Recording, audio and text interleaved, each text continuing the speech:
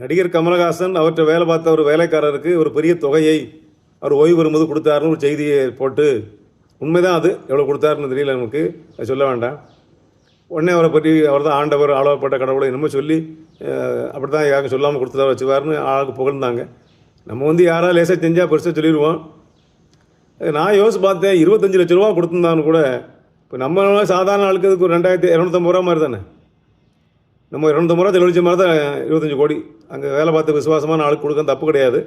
ஆனால் அப்படி கொடுத்த பிறகு மற்ற நடிகர்களுக்கு அது கொஞ்சம் பொறுக்க முடியல. நம்மளையும் நம்முடைய இமேஜ் போயிருமோன்னு சொல்லி அவங்க ஏதாவது பண்ணுறாங்க. ஒருவர் நல்லது செய்தால் அதை பார்த்து அடுத்தவங்க நல்லது செய்கிறது நல்லது தானே, நன்மைக்கு வழிகாட்டியாக இருக்கிறது நல்லது தான். ஆனால் அதே நேரத்தில் மற்றவர்கள் செய்வது எப்படி, அதுக்கும் 1008 எனக்கு யாரும் சொல்லவும் தெரியல. ரோட்டில் ஒரு குப்பை அள்ளுற பொன்மணி கையில் தங்கத்தை தவற விட்டுட்டாங்க. அந்த தங்கத்தை வந்து ஒப்படைச்சா உரிய இடத்துல பாதுகாப்பு காவல்துறையில் காவல் நிலையத்தில் அது பாராட்டினாங்க, எல்லாம் பண்ணாங்க. இன்னொரு நடிகர் அவளை கூட்டிகிட்டு போய், கமலஹாசன் இந்த பணம் கொடுத்த பிறகு நமக்கு பேர் போயிருமோ நினச்சாரு நமக்கு தெரியல, அவர் கூட்டிகிட்டு போய் அந்த அம்மாவுக்கு பணத்தை கொடுத்து ஃபோட்டோ எடுத்து அது எவ்வளோ கொடுத்தாங்கன்னு தெரியாது. இப்போ நம்ம நாடு இப்படி தான் போகுது விளம்பரத்தில். இப்போ என்ன சிக்கல்னா, அந்த முதல்ல அந்த குப்பையில் தங்கம் விழுந்ததுங்கிறது செய்தி.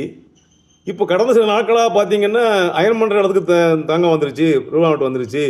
இந்த ஊரில் குப்பை எடுத்து மறுபடியும் அதே செய்தி ஒரு 7-8 வாட்டி வந்திருக்குது. இது உண்மையாக நடக்குதா இல்லை வேணுமுன்னே ஒரு ட்ரெண்டுக்காக செய்கிறாங்களா என்று தெரியவில்லை. இப்படி நம்ம நாட்டில் ஏதோ நடந்துக்கிட்டே இருக்குது.